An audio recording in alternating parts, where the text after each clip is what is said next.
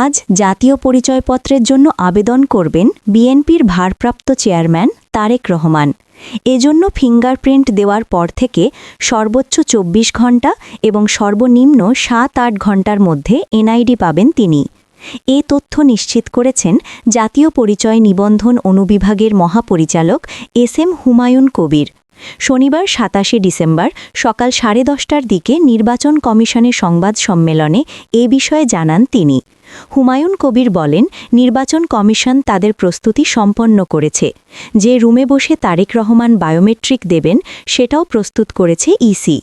বিএনপির ভারপ্রাপ্ত chairman Tarique Rahman voter তালিকায় অন্তর্ভুক্ত হওয়ার পাশাপাশি জাতীয় পরিচয়পত্র সংগ্রহ করবেন আজ, এবং তারেক রহমানের সঙ্গে মেয়ে জাইমা রহমানও এনআইডির জন্য আবেদন করবেন।